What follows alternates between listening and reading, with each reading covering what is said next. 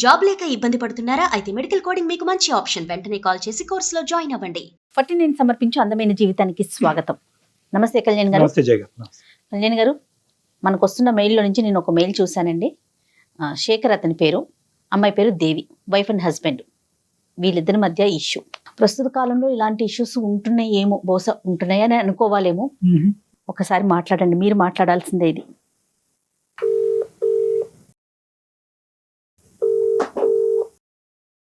Hello hello, Shekhar గారండి? అవును madam. నేను అందమైన జీవితం ప్రోగ్రామ్ నుంచి కాల్ చేస్తున్నానండి. నాతో పాటు డాక్టర్ కళ్యాణ్ చక్రవర్తి గారు ఉన్నారు. శేఖర్ గారు మాట్లాడొచ్చా మీతో? మాట్లాడండి మేడం. రైట్, మీ మెయిల్ నేను చూశాను. ఒకసారి కళ్యాణ్ గారికి చెప్పండి అండి. శేఖర్ గారు సార్. నమస్తే, డాక్టర్ కళ్యాణ్ చక్రవర్తి అండి. నమస్తే సార్. ఏంటి సార్, ఏమైంది శేఖర్ గారు? ఏం లేదు సార్, నేను మా ఫ్రెండ్ ఇద్దరు చాలా ఫ్యామిలీ ఫ్రెండ్స్ గా ఉంటాం సార్. రైట్. చాలా క్లోజ్ గా ఉండేవాళ్ళం. మ్యారేజ్ కాకముందు నుంచి ఫ్రెండ్స్ బాగా. అయితే మ్యారేజ్ అయిన తర్వాత కూడా ఫ్రెండ్స్ గా ఉంటున్నాం సార్. చాలా క్లోజ్ ఫ్రెండ్స్ గా ఉండేవాళ్ళు. వాళ్ళ ఇంటికి నేను వెళ్తుంటా, వాళ్ళు మా ఇంటికి వస్తుంటాడు. చాలా సరదాగా ఉండేవాళ్ళం సార్. కాకపోతే విషయం ఏంటంటే, నేను చూడరాని ఒక దృశ్యం చూశాను సార్. మీ పెళ్ళి ఎంతకాలం అయిందండి? నాకు పెళ్ళయి కనీసం ఒక 7 years అయింది సార్. పిల్లలు ఎంతమంది అండి? ఒక పాప, ఒక బాబు సార్. మీరు వర్కింగ్, ఆవిడ హౌస్ వైఫా? అవును సార్, ఆమె ఇంట్లోనే ఉంటుంది సార్. హౌస్ వైఫ్ అండి ఆమె. మీ ఫ్రెండ్ వర్కింగ్ అండి? అతను కూడా జాబ్ చేస్తూ ఉంటుంటాడు సార్, జాబ్. అయితే అతను మా ఇంటికి వస్తుంటాడు, నేను వాళ్ళ ఇంటికి వెళ్తుంటాను. చాలా ఫ్యామిలీ ఫ్రెండ్స్ క్లోజ్ గా ఉంటాను సార్. కాకపోతే ఈ మధ్య కాలంలో ఏంటంటే, ఒక రోజు నేను అనుకోకుండా బయటికి వెళ్దామని అనుకున్నాను సార్. ఒక చిన్న కారణం వల్ల ఆ రోజు నాకు ఒంట్లో బాగలేక ఇంటికి వచ్చాను సార్. ఇంటికి ఆఫ్టర్నూన్ ఇంటికి వచ్చేకల్లా కనీసం వాళ్ళు, అంటే నాకేమనిపించిందంటే, ఎందుకు ఇలా హెల్త్ బాగా సరిగా ఇష్యూగా ఉంది కదా, ఈ రోజు నేను ఇంక వెళ్ళలేను, డ్యూటీకి వెళ్ళలేను, ఇంటికి వెళ్దామని వచ్చేకల్లా వాళ్ళిద్దరూ ఒక గదిలో, అది ఒక రకమైన అసభ్యమైన మాటలు ఏంటంటే, నాకు ఎవరో అనిపించింది సార్. దగ్గరికి డోర్ తీసుకొని చూసేకల్లా మా ఫ్రెండ్, మా ఆవిడ ఇద్దరు ఉన్నారు సార్. వెనక నుంచి వచ్చి చూసి ఆ కళ్ళారా దృశ్యాన్ని చూశాను సార్. నేను గుండె పగిలినట్టు అనిపించింది సార్ నాకు ఆ రోజు. ఎంతో ఆ రోజు నుంచి ఈ రోజు వరకు కూడా నేను చాలా బాధతో ఉన్నాను సార్. నిజంగా నైట్ నిద్ర పట్టక చాలా ఘోరంగా, అసలు ఆ పెయిన్ తలుచుకుంటేనే అది ఒక రకమైన బాధ వస్తుంది సార్. అది అసలు ఈ సబ్జెక్ట్ మీద ప్రశ్నలు అడగటం కూడా ఇదిగా అనిపిస్తుంది శేఖర్ గారు, సారీ. కానీ ఒక పరిష్కారం గురించి మమ్మల్ని అడిగారు కాబట్టి చెప్పటం అనేది మా బాధ్యత, కాబట్టి అడగవలసిన అవసరం ఉంది. ఈ 7 yearsలో మీరు చెప్పినటువంటి సంఘటనలు కాకపోయినా కూడా అటువంటి పరిస్థితులకి తగ్గట్టుగా మీ భార్య గారు ఎప్పుడన్నా వ్యవహరించారా? అటువంటి అనుమానం మీకు ఎప్పుడన్నా కలిగిందా? అసలు ఇంతవరకు ఇప్పుడు కూడా రాలేదు సార్ అనుమానం. ఇంతవరకు అసలు ఇప్పుడు కూడా మాకు అసలు తగలలేదు సార్. కాకపోతే నేను ఏంటంటే, ఆ రోజు ఎందుకు నేను అంటే నా హెల్త్ ప్రాబ్లం వల్ల బయటికి వెళ్దామని అనుకోని కూడా, డ్యూటీకి వెళ్దామని ఆ రోజు హెల్త్ పరంగా వెళ్ళాక ఇంటికి వచ్చాను సార్. ఆ రోజు ఈ దృశ్యం బయటపడింది సార్. ఇది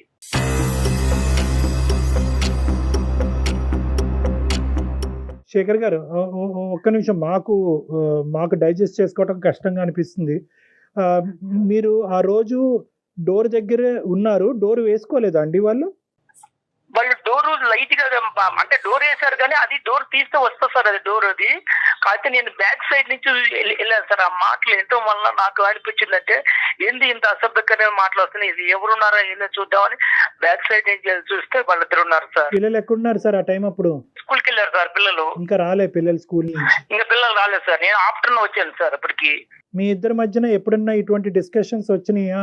అంటే సహజంగా భార్యాభర్తల మధ్యన చాలా కామన్గా ఇలాంటి చిన్న చిన్న అనుమానాలు ఇలాంటివి అవుతూ ఉంటాయి. ఆ విధమైనటువంటి మీరు అనుమానం పట్టడం అనేటటువంటి పరిస్థితులు ఇంతకు ముందు వచ్చినాయా? అంటే ఒక సంఘటన పరంగా అవనివ్వండి, ఒక సంఘటన కాకపోయినా అవనివ్వండి, అనుమానమైనటువంటి సబ్జెక్టు మీ 7 సంవత్సరాల ప్రయాణంలో ఎప్పుడన్నా ఉందా? ఏ రోజు కూడా అసలు ఆ ఆలోచన కూడా థాట్ కూడా రాలేదు సార్. ఎందుకంటే సొంత ఫ్రెండ్, చాలా క్లోజ్ గా ఉంటాడు, భార్య, నేను చెల్లెలతో భావించుకుంటాడని టైప్ లో ఆలోచించుకుంటున్నాం. కానీ ఏ రోజు కూడా ఇంత థాట్ అనేది ఏ రోజు రాలేదు సార్. ఆ మీద అనుమానం కూడా లేదు సార్ నాకు. అంత ఇదిగా ఉండేవాళ్ళం సార్. ఫ్యామిలీ ఫ్రెండ్స్ కు వాళ్ళ భార్య కూడా మా ఇంటికి వచ్చేది, మా మిస్సెస్ కు వాళ్ళ ఇంటికి వెళ్ళేవాళ్ళం, ఏదైనా ఫంక్షన్ ఉన్నప్పుడు అన్నిటికీ వెళ్తుండేవాళ్ళం సార్. అటు వస్తూ పోతుండేవాళ్ళం సార్. ఇప్పుడు తప్పుగా అనుకోకండి శేఖర్ గారు, నేను అడగటం కాదు, మన ప్రోగ్రామ్ చూసేటటువంటి చాలా మంది ప్రేక్షకులు అడిగేటటువంటి ప్రశ్న నేను మిమ్మల్ని అడుగుతున్నాను. మీ మాట నమ్మవలసిన అవసరం ఏముంది? సార్ నీ కళ్ళారా చూశాను సార్. అది నీ కళ్ళారా చూడబట్టి ఇంత డిసిషన్ తీసుకుని ఎవరికి చెప్పుకోవాలో తెలియక, ఏం చేయాలో తెలియక 10 రోజుల నుంచి మన ఏదో పడుతున్నాను సార్. ఆమెను అడగలేక, మా ఫ్రెండ్ తో చెప్పుకోలేక ప్రతిరోజు నరకం అనిపిస్తున్నాను సార్. నేను కొనుక్కున్నప్పుడల్లా అసలు అర్ధరాత్రి లేచి మెలకు చూస్తే ఇదే సంఘటన గుర్తొస్తుంది సార్ నాకు. మీరు చూసినట్టు కానీ లోపల ఉండేటటువంటి మాటలు విన్నట్టుగా కానీ మీ భార్య గారికి అయితే తెలియదు ఇప్పటికొచ్చి? ఇంతవరకు తెలియదు సార్. వాళ్ళకి అసలు చెప్పడం కూడా చెప్పలేదు. నేను తిరుగుతూ అడగలేదు సార్. నేను ఎవరికి చెప్పుకోలేక ప్రతిరోజు మనో అది అనిపిస్తున్నా సార్ నేనైతే. 4 గోళ్ల మధ్యన అడగవలసినటువంటి ప్రశ్నలు, ఒక క్లినిక్ లో అడగవలసిన ప్రశ్నలు తప్పని పరిస్థితుల్లో నేను ఈ రోజు మిమ్మల్ని అడుగుతున్నాను శేఖర్ గారు. మీ భార్య, మీ ఇద్దరి మధ్యన ఈ జీవితం ఎలా ఉంది? అంటే మీ ఇద్దరి మధ్యన ప్రేమ ఆప్యాయతలు కానీ లేదంటే వేరే అంశాలు ఎలా ఉన్నాయి? సార్ అన్యోన్యంగా ఉండేవాళ్ళం సార్. ఇద్దరు కూడా చాలా అన్యోన్యంగా. ఎట్లా అంటే ఆమె ప్రతిరోజు నాకు అన్ని రకాలుగా సహకరిస్తుంది. నేను కూడా ఆమె అడిగిన దానికి ప్రతి ఒక్క దానికి నేను కూడా సహకరిస్తాను. అన్ని విషయాల్లో, పిల్లల విషయంలో కానీ ఆమె విషయంలో కానీ ఏ రోజు కూడా ఏ చిన్న తేడా కూడా ఉండదు సార్. మీ ఫ్రెండ్ యొక్క క్యారెక్టర్ ఏంటి సార్? సారీ మళ్ళీ ఇలా అడుగుతున్నాను. ఇదే సార్ నేను ఫస్ట్ టైం చూస్తాను సార్. ఏ రోజు కూడా మా ఫ్రెండ్ కూడా నా దగ్గర ఏ రోజు కూడా చాలా క్లోజ్ గా ఉండి, చాలా ఫ్రెండ్షిప్ గా ఉండి, అంత ఇదిగా ఉన్న మనిషి ఎందుకు ఆ విధంగా చేశాడనేది కొంచెం నాకు ఇంకా డౌట్ అనిపిస్తుంది సార్. ఆ డౌట్ వల్ల వాళ్ళని ఇద్దరు కూడా నిలదీయలేకపోయారు. మీ ఫ్రెండ్ కూడా సిన్సియర్ గానే ఉంటాడు. ఇలాంటి అమ్మాయిలు వ్యవహారాలు, ఇలాంటివి సరదాగా ఫ్రెండ్స్ మధ్యన మాట్లాడుకుంటూ ఉంటారు. అలాంటి టాపిక్స్ కూడా ఎప్పుడు లేవు. అతను వాళ్ళ భార్యతో కూడా బానే ఉన్నాడు. అక్కడ కూడా గొడవలు ఏం లేవు. ఏం లేదు సార్. ఏ రోజు కూడా రాలేదు సార్. ఆయనకి ఎంతమంది పిల్లలు? అతనికి ఎంతమంది పిల్లలండి? అతనికి ఒక పాప అండి. మీ ఫ్రెండ్ మీతో ఎలా ఉన్నాడు ఈ 10 రోజులు బట్టి? మీ భార్య మీతో ఎలా ఉంది? ఈ జరిగిన సంఘటన తర్వాత వాళ్ళు నాకన్నా ఎక్కువగా నటిస్తున్నారు సార్. అసలు వాళ్ళకి ఏందో తప్పు చేయలేనట్టుగా నా ముందు వాళ్ళు చేస్తుంటే నాకే ఒక్కోసారి అసహ్యం వేస్తుంది సార్. ఎందుకంటే అంత ఘోరంగా వాళ్ళు నటనలో అంత జీవిస్తున్నారు సార్. ఏమి తెలియనట్టుగా, ఏది అసలు జరగనట్టుగా. కానీ నా మనసుకు తెలుస్తుంది అది ఏంటి, ఇంత అప్పటికన్నా వీళ్ళు ఇంకా ఎక్కువగా నటిస్తున్నారు, కారణం ఏంటి, నన్ను అసలు ఏ రకంగా చూస్తున్నారో తెలియట్లేదు సార్. అది ఆ విషయం. శేఖర్, ఒక్క విషయం, ఈ కాన్వర్జేషన్, ఈ ఫోన్ కాల్ ఇలా కంటిన్యూ చేద్దామా లేదంటే పర్సనల్ గా క్లినిక్ లో కలుస్తారా? మీకేం అభ్యంతరం లేదా ఇలా మాట్లాడటం? మాట్లాడే అభ్యంతరం లేదు, కానీ ఈ సమస్యకు సొల్యూషన్ దొరకాలి సార్. నాకు అదేనండి మనసులో బాధ ఎక్కువ. ఏం కావాలి? మా దగ్గర నుంచి ఏం ఎక్స్పెక్ట్ చేస్తున్నారు? నేను ఆమె డైరెక్టర్ గా అడగలేకపోతున్నాను సార్. మీరు కొంచెం మీ ద్వారా అడిగితే ఇలాంటి విషయాన్ని మనం మాట్లాడే విషయం కాదు కదండి. శేఖర్, ఇక్కడ కొద్దిగా సెన్సిటివిటీస్ అనేటటువంటి అంశాలు ఉంటాయి. స్త్రీ గౌరవం అనేటటువంటి అంశం ఉంటుంది. సో ఇక్కడ ఆధారం లేకుండా మాట్లాడటం, ఒక పబ్లిక్ ప్లాట్ఫామ్ మీద ఇంత సెన్సిటివ్ ఇష్యూ మాట్లాడటం అనేది కరెక్ట్ కాదు. అందు గురించి మీకు ఆప్షన్ కూడా ఇచ్చాను. మీరు క్లినిక్ లోకి వచ్చి ప్రైవేట్ గా మాట్లాడతారని అడిగాను.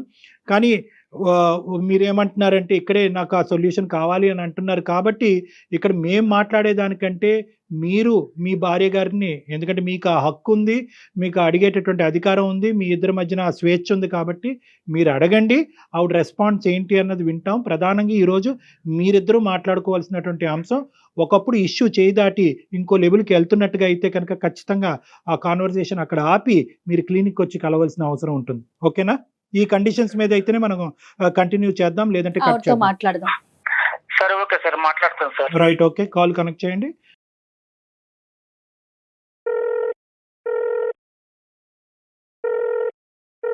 హలో హలో దేవి, చెప్పు. ఏం చేస్తున్నావు? ఏం లేదు, మామూలుగా కూర్చున్నాను. పిల్లలు స్కూల్కి వెళ్ళారా? వెళ్ళారు. ఏం చేసింది ఈరోజు వంట? ఏముంది, వంకాయ కర్రీ వండాను, సగం పెట్టాను. ఇప్పుడు నీతో నేను ఒకటి మాట్లాడాలనుకుంటున్నాను. మరి నువ్వు ఫ్రీగానే ఉన్నావా ఇప్పుడు, లేదా వంట కార్యక్రమంలో ఉన్నావా? లేదు, వంట అయిపోయింది. చెప్పు.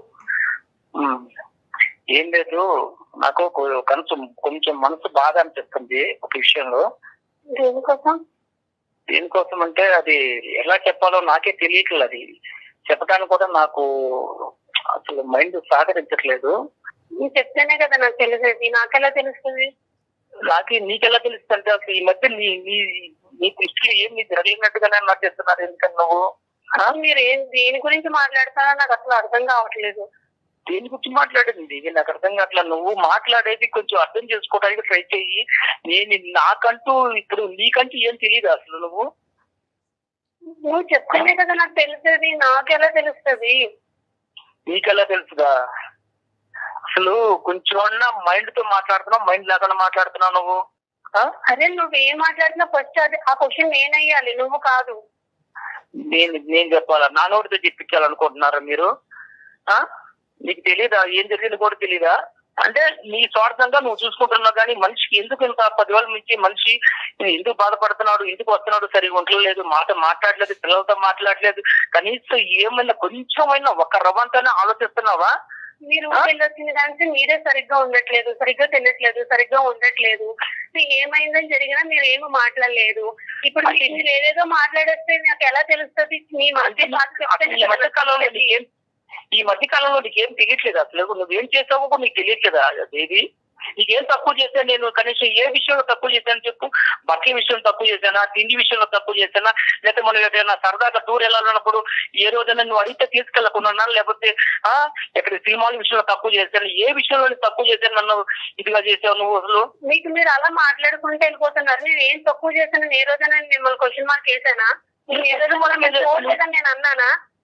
మరి నువ్వు చేసిన ఒక్క ప్రాబ్లం వల్ల నేను ఎంత నరకం అనిపిస్తున్నాను తెలుసా? నేను ఈ రోజు వరకు ఎవరికి చెప్పుకోలేక, ఫ్రెండ్స్ చెప్పుకునే సమస్య కాదు, తల్లిదండ్రులు చెప్పుకునే సమస్య కాదు, ఎవరికి చెప్పుకునే సమస్య కాదు. ఇది కళ్ళారా చూసినా అన్నంతగా అనిపిస్తుంది తప్ప అది నిజమో కాదు అని కూడా నాడికి ఎన్నాళ్ళ మించి తాగుతుంది రంకు వ్యవహారాలు.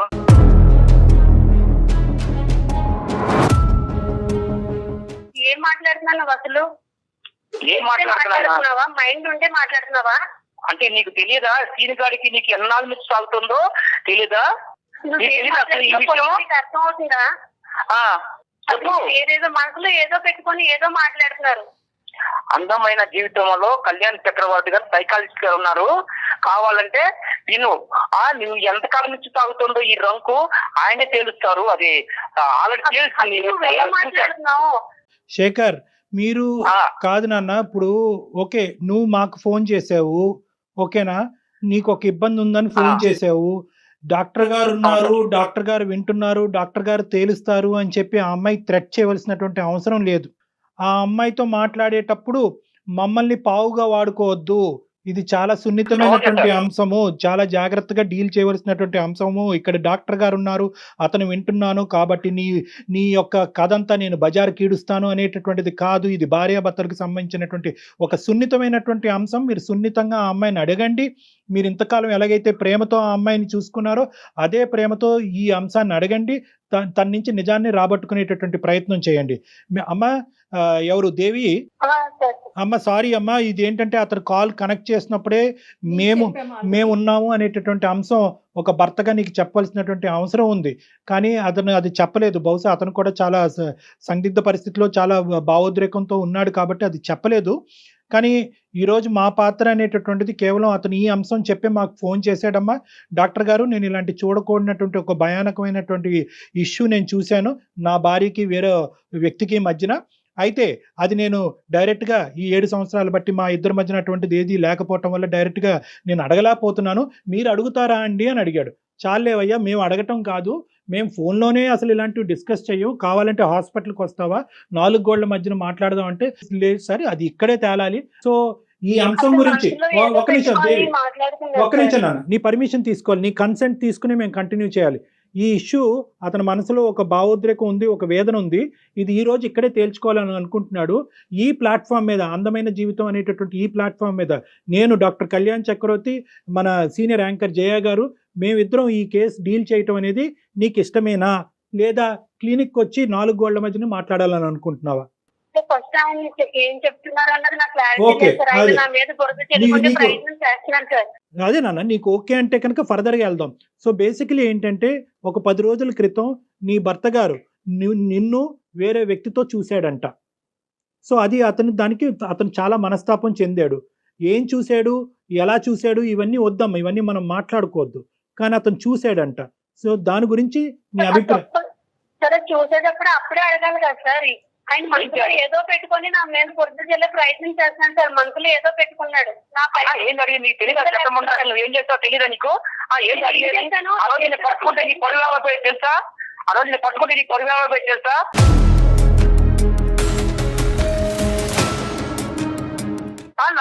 నా పరువు గుర్తు నేను సైలెంట్ గా మూసుకొని పోయాను తెలుసా బయటికి. కళ్ళ చూసి కూడా మూసుకొని పోయాను నేను ఆ రోజు.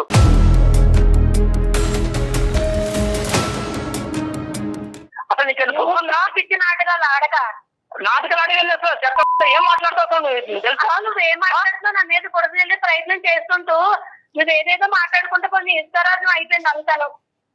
అక్కడ నైతం అయిపోయిందా? ఆ రోజు నిన్నుగా నేను నిద్రంగా రెడ్డి పట్టుకోండి కానీ నేను నిలదీస్తే నీ జీవితం అయిపోయింది తెలుసా? ఒక పక్క వాళ్ళ ఆవిడ దగ్గర వాడు పొరుగు పోయేది, ఒక పక్క నీకు మాత్రం అప్పుడు ఎంత ఘోరంగా ఉంటే తెలుసా జీవితం అంటే. మీ చుట్టాలు ఉన్నారు, మా చుట్టాలు ఉన్నారు, అడగడానికి వాళ్ళు ఎవరు లేరా? ఎవరు గుట్టి ఈ రోజు తీసుకొని వచ్చి ఆయన నువ్వేంటి, అసలు నువ్వేం చెప్తున్నావు ఏంటో తెలీదు. నా మీద అన్ని నిందలేసి అసలు నువ్వేం చేయాలనుకున్నావు, ఏం చేస్తున్నావు అంటే నువ్వు తప్పు చేశాను మాత్రం ఒప్పుకో కదా.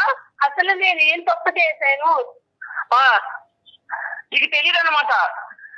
అమ్మ శేఖర్, ఒక్క నిమిషం. పబ్లిక్ గా తిట్టేటటువంటి ప్రయత్నం చేయొద్దు. అలా అయితే కనుక మనం ఈ కాన్వర్సేషన్ కంటిన్యూ చేయలేము, ఇక్కడితో ఆపేద్దాం. నెంబర్ 1, అది ఫస్ట్ మీరు గుర్తుపెట్టుకోండి. I know your emotionally hurt, కాదనట్లేదు.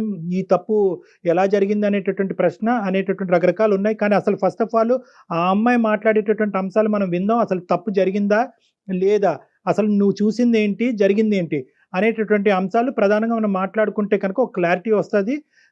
ఆ తర్వాత ఏం చేయాలన్నది ఆలోచిద్దాం. అమ్మ దేవి, మీ హస్బెండ్ ఆ రోజు ఊరి నుంచో ఆఫీస్ నుంచి ఎక్కడి నుంచో వచ్చాడు. వచ్చినప్పుడు ఏం జరిగిందమ్మా? నువ్వు ఒక్కదానివే ఉన్నావా, ఎవరన్నా ఉన్నారా ఇంట్లో, వేరే వాళ్ళు ఎవరన్నా? నేను ఒక్కదానే ఉన్నాను సార్. మీ భర్త గారు ఇంతకు ముందు ఎప్పుడన్నా నిన్ను అనుమానించారా ఈ విధంగా వేరే మగవాళ్ళతో? లేదు సార్, అసలు అనుమానించి. మరి ఇలాగ 7 సంవత్సరాల తర్వాత మీ భర్త గారు ఇలాంటి ప్రశ్న అడుగుతున్నారంటే కనుక అతను కలగంటున్నాడా, భ్రమపడుతున్నాడా, వాస్తవమా? ఈ 10 రోజులు పెట్టి ఆయన అసలు మతి సిమితి ఉందో లేదో నాకు అర్థం అవ్వట్లేదు సార్. ఆయన అసలు సరిగ్గా మాట్లాడట్లేదు, వండించి తినట్లేదు, సరిగ్గా ఉండట్లేదు. పిల్లలతో కూడా సరిగ్గా మాట్లాడిందే లేదు. డాడీ అని పక్కకి వెళ్ళినా కానీ లేకపోయి వెళ్ళిపోతున్నాడు. తనే వేడిస్తున్నాడు, తను మొదలు పడ్డాడు. అలా ఎందుకు జరుగుతుందని తెలుసుకునే ప్రయత్నం చేసినా కానీ నాకు అస్సలు రెస్పాన్స్ అయ్యట్లేదు. అలా కదా, ఈ 10 రోజులు బట్టి అతని మానసిక పరిస్థితి గురించి మాట్లాడట్లేదు తల్లి. కానీ ఆ రోజు జరిగినటువంటి సంఘటనలో ఇంట్లో నీతో పాటు ఎవరన్నా ఉన్నారా? మిగతా అంశాలు నేను అడగనమ్మా. లేరు సార్, ఎవరు లేరు. ఆయననే అంతగా చూసే సందర్భం ఉంటే ఆ రోజు ఏం చేశారు సార్? నోట్లు ఏమన్నా మట్టిగడ్డలు ఏమన్నా పెట్టుకున్నారా? అమ్మా అది కాదమ్మా. వాస్తవానికి ఇది నిజమా అబద్ధమా, జరిగిందా జరగలేదా అనేటటువంటి అంశం నిర్ణయించవలసినటువంటి వాళ్ళం మేం కాదు. జరిగింది అని మేము అనలేము, జరగలేదు అని మేము అనలేము. అది మీ భార్యాభర్తలకు సంబంధించినటువంటి ఒక ప్రైవేట్ ఇష్యూ. కానీ ఈరోజు ఏంటంటే మీరు ఆ సబ్జెక్ట్ మీదకి వెళ్ళకండి. ఆ ఒక్క సబ్జెక్ట్ మీద మేము అతన్ని అప్రిషియేట్ చేస్తున్నాం. ఒకప్పుడు ఇటువంటిది ఏదైనా జరుగుంటే ఎక్స్ అనేటటువంటి కేసు సినారియో తీసుకుందాం. మీ ఇద్దరు దాంట్లో జరిగిందో లేదో అనేటటువంటిది మనం మాట్లాడద్దు. ఒక ఎక్స్ అనేటటువంటి బయట కేసు సినారియోలో భర్త ఇలాంటి బట్టబయలు చేయలేదు, దాచిపెట్టుకున్నాడు అంటే కనుక భార్య, కుటుంబం, పిల్లల యొక్క పరువు కాపాడటం గురించే అతను చేశాడు అని వర్ణించవచ్చు. మీరు అది రెట్రోస్పెక్టివ్ గా ఈ రోజు ఇంకో విధంగా అడుగుతున్నారు, నన్ను రెడ్ హ్యాండెడ్ గా పట్టుకుంటే ఏమై ఉండేది? అంతలా చేసినవాడు ఏంటి ఈ రోజు ఇలా చేయలేరు కదా సార్. ఏ తప్పు చేయకంటేనే ఇంత నిందలేసి ఆయన మనసులో ఏదో పెట్టుకొని ఏదేదో మాట్లాడతారు. అసలు ఏం చేయాలనుకున్నాడు కూడా నాకు అర్థం కావట్లేదు. నీ ఉద్దేశంలో ఏంటంటే అతని మానసిక పరిస్థితి బాలేక ఏవో కనిపించుకోనివి అతని కళ్ళకు కనిపించినవి అతను భ్రమపడుతున్నాడు అని ఊహించుకుంటున్నాడు. వాస్తవానికి అక్కడ ఏమీ జరగలేదు అనేది నీ వాదన దేవి? అంతే సార్, అదే కరెక్ట్.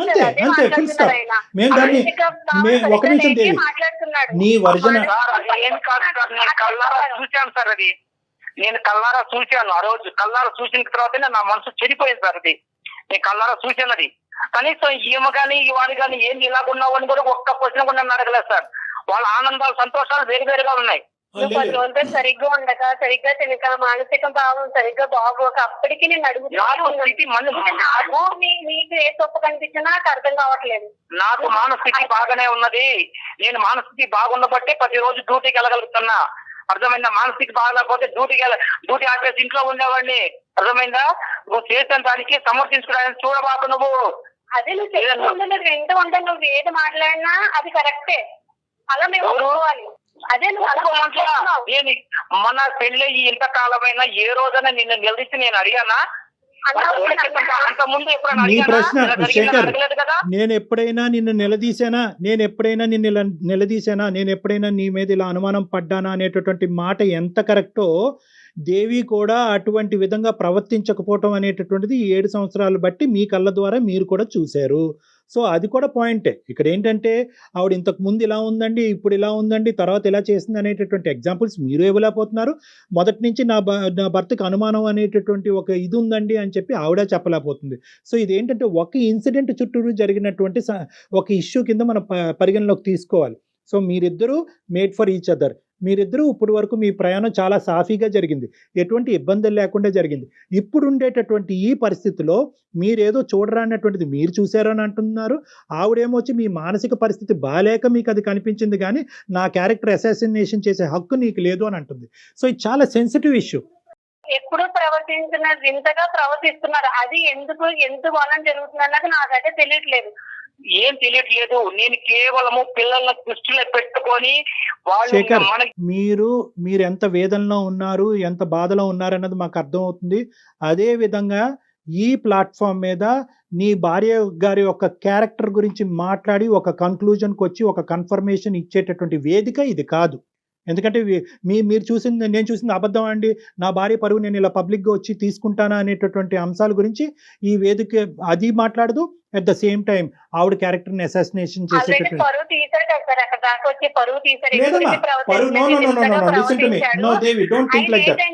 వేరే ట్రాక్ లోకి ఎక్కడికో వెళ్ళాలన్న ప్రయత్నంలో నా మీద బురద జల్లే ప్రయత్నం చేస్తున్నాడని ఈజీగా నాకైతే అర్థం. ఇదేం కొత్త ఇదమ్మా, ఏంటి అతను ఏ ట్రాక్ లో వెళ్తాడు? ఇంకో ట్రాక్ అంటే ఇంకోటి ఆయనకి ఏదో ఉంది మనసులో, ఏదో కాదు. నేను వేరే వాళ్ళతో మాట్లాడుతున్నాడు తను. కాదు, నేను వేరే వాళ్ళతో ఎవరితో థియేటర్లో చూసావా? పోనీ నా గురించి ప్లాట్ ఎప్పుడైనా విన్నావా? ఒకసారి క్లినిక్ వచ్చి మాట్లాడమంటే బాగుంటుందేమో కళ్యాణ్. శేఖర్, ఇక్కడతో ఆపుదాం. ఒక్క నిమిషం. అమ్మ దేవి, ఏమండి శేఖర్ గారు, మనం ఇక్కడతో ఆపవలసినటువంటి అవసరం ఉంది. ఎందుకంటే ఇది ఒక పబ్లిక్ ప్లాట్ఫామ్. ఇక్కడ ఇంత సున్నితమైనటువంటి అంశాలు సహజ సిద్ధంగా మేము డిస్కస్ చేయము. కానీ టాపిక్ కాస్త మొదలైన తర్వాత ఎక్కడో చోట దీన్ని ఒక కంక్లూడ్ చేస్తే కనుక అట్లీస్ట్ మీరు ఈ రోజు ఇంటికి వెళ్ళిన తర్వాత మీ ఇద్దరు గొడవ పడకుండా ఉంటారు, మీ ఇద్దరు యొక్క సేఫ్టీ మేము కాపాడినటువంటి వాళ్ళం అవుతాం అనే ఉద్దేశంతోనే ఈ సబ్జెక్ట్ కొంతవరకు ప్రొలాంగ్ చేయడం జరిగింది. ఇక్కడ 2 అంశాలు నేను పరిగణలోకి చెప్పాలి అని అనుకుంటున్నాము. దేవి గారు, ఇక్కడ మీ క్యారెక్టర్ ఎవరు అసాసినేట్ చేయలేదు, ఎవరు కూడా మిమ్మల్ని వేలెత్తి చూపెట్టలేదు, మీరు తప్పు చేసినట్టుగా ఎవ్వరూ మాట్లాడలేదు. మీ భర్త గారు ఒకటి చూశారు అన్నారు, అది మిమ్మల్ని ప్రశ్నించారు, మీరు అది ఖండించారు, ఇది కరెక్ట్ కాదన్నారు, సబ్జెక్ట్ అక్కడ అయిపోయింది, అంతే. You are the same person as you are. So దాని గురించి మీరు భయభ్రాంతులు చెందవలసినటువంటి అవసరం లేదు. ఇక్కడ 2 అంశాలు అయి ఉండొచ్చు. ఆ 2 అంశాలు, ఒకటి ఏదైనా జరిగి ఉండొచ్చా అనేటటువంటి ఒక అంశం, రెండోది ఇతను అనుమానం కానీ లేదంటే ఒక సైకలాజికల్ పరంగా ఏమైనా ఇబ్బంది పడుతూ ఉండొచ్చా. ఈ 2 అంశాలు మనం వెరీ క్లోజ్డ్ ప్లేస్లో, అంటే ఒక 4 వాల్స్ మధ్యన మాట్లాడుకోవాల్సినటువంటి ఒక సున్నితమైనటువంటి అంశంగా నేను పరిగణిస్తున్నాను. కాబట్టి ఇది ఇంకా ఫర్దర్ గా ఎక్స్టెండ్. ఓకేనమ్మా, అనుమానమే కానివ్వండి, ఈ అనుమానమేనమ్మా.